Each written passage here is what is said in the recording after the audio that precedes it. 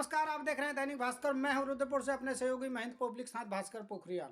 लोकसभा चुनाव का बिगुल बज गया है और अब ऐसे में सियासत की गणित जोड़ लगातार होती जा रही है। भारतीय जनता पार्टी जहां इस वक्त पूरे उत्साह के साथ मैदान में उतर गई है, वहीं विपक्षी पार्टी कांग्रेस की हलचल बिल्कुल नहीं दिखा रही है। इसी के तहत अगर देखा जाए तो यहाँ पर उत्तराखंड के पूर्व मुख्यमंत्री डॉक्टर रमेश पोखरियाल निशंक भी एक दिवसीय जनपद भ्रमण पर आए। जिला मुख्यालय रुद्रपुर में आकर के उन्होंने यहाँ पर तमाम व्यापारियों और कार्यकर्ताओं एवं उद्यमियों सहित कई संगठनों के लोगों के साथ जनसंवाद किया और इस दौरान उन्होंने अपनी सियासत के लोकसभा सीट फतेह करने के कई टिप्स भी दिए।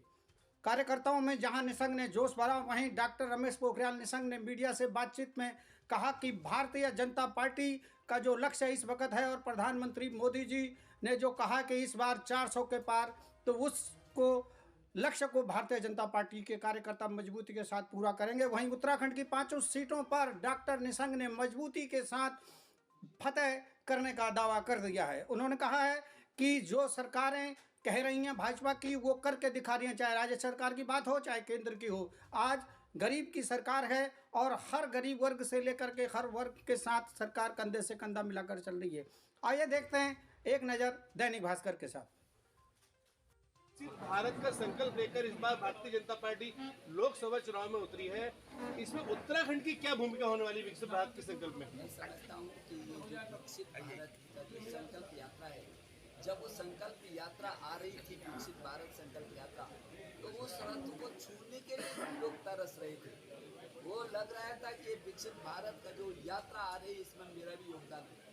ये जान करके देश को खुशी होगी कि अंततोगत्वा पूरी दुनिया में हम अर्थतंत्र में सबसे तेज आर्थिक प्रगति करने वाले देशों में हैं और 11वें नंबर से हम 5वें में आ गए हैं। और अब ये सरकार बनते ही मोदी जी का जो तीसरा बार के प्रधानमंत्री बनेंगे, तो हम तीसरे नंबर की अर्थव्यवस्था पर आ जाएंगे। भारत आज किसी से पीछे नहीं है।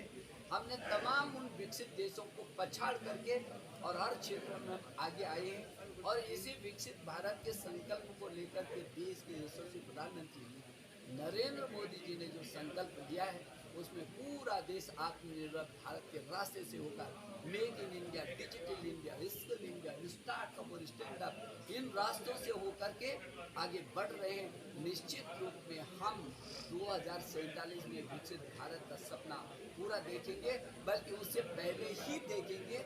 जिस गति से देश आगे बढ़ रहा है, जब पूरी दुनिया के देशों की कमर टूट रही थी, तब भी हिंदुस्तान खड़ा था।